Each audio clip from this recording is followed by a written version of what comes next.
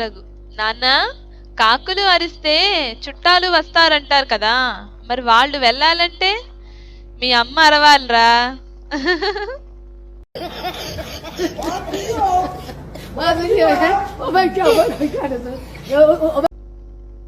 ఏమండి, మన చింటూగాడు రూపాయి బిళ్ళ మింగేశాడు, డాక్టర్ దగ్గరికి వెళ్దాం పదండి. వద్దే, ఆయన 500 మింగుతాడు.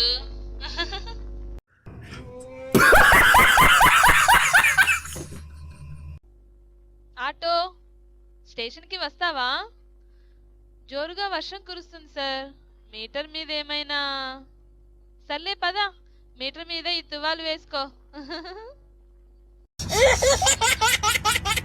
నేను ఈ డ్రెస్ లో ఎలా ఉన్నాను?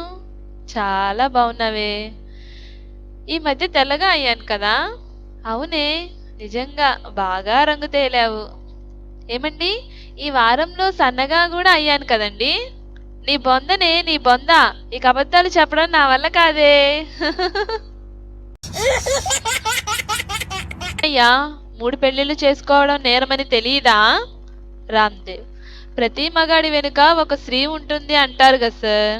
ఒక స్త్రీ ఉంటేనే అంత విజయం లభిస్తే మరి ముగ్గురుంటే ఎలా ఉంటుందోనని చేసుకున్నా సార్.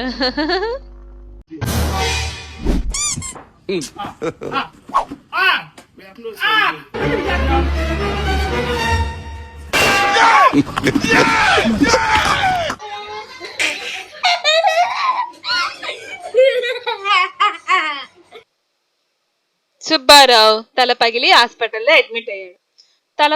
తలకి కట్టుకడుతూ నర్స్ అడిగింది, అసలు మీకు దెబ్బ ఎలా తగిలింది? సుబ్బారావు, నాకు మేనేజర్గా ప్రమోషన్ వచ్చింది. మా ఆవిడ్ని సర్ప్రైజ్ చేద్దామని ఇంటికెళ్ళగానే, రేపటి నుంచి నువ్వు మేనేజర్తో కాపురం చేయాలోయ్ అన్నానంతే.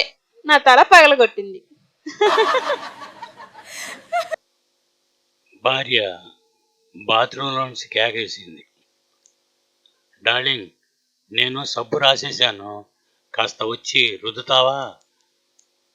భర్త ఫుల్ హ్యాపీతో, ఇదిగో వచ్చేసా. ఎక్కడ రుద్దాలి డార్లింగ్? అదిగో ఆ దుప్పట్లన్నింటికి సబ్బు రాసేసా, బాగా రుద్ది ఉతికి.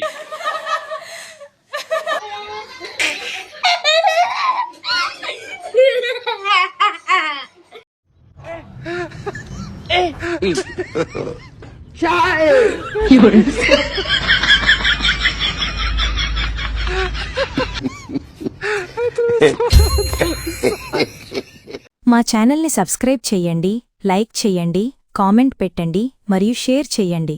Thank you.